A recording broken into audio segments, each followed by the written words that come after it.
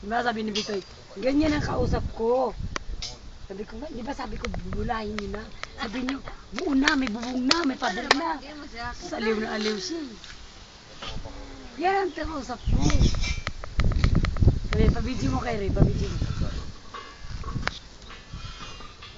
Pabidyo na sinabi mo, ano na, lagot. Yan naman, totoo naman.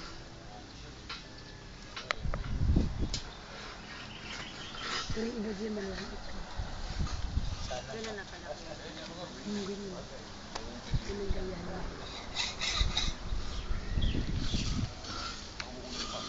Tapos may kiris na. Kaminaw din. Ilikot naman ni Ano, William. Oy, Oro na naman si... o doon, baba ka doon. Bumaba ka dito. Dali, baba doon na pa, manginan ka. Ano? Muulan kasi, kaya hindi pa masyadong natataasan. Mahirap kasi magbuhos pag umuulan. Ulan.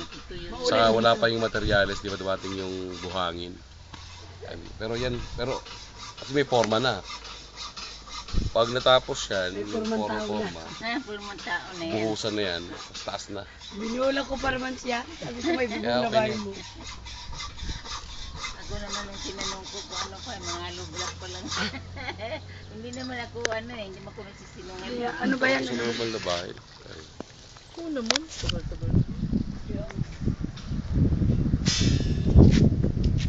Pero abutin yan. Kasama si mama.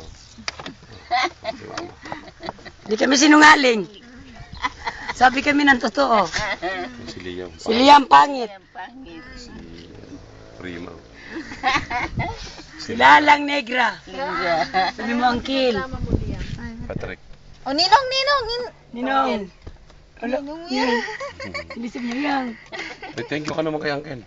Ninong, Thank you po, Uncle. Angel. Thank you. Thank you sa pamasahe. Back and forth. Thank you, Uncle.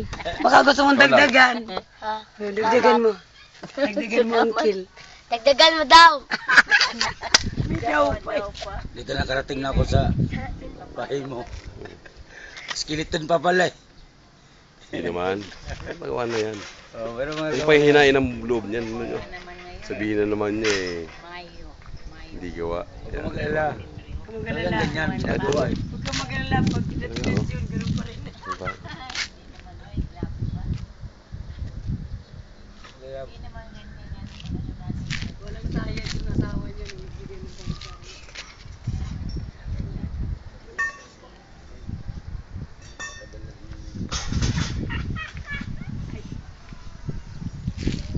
Sabihin niya.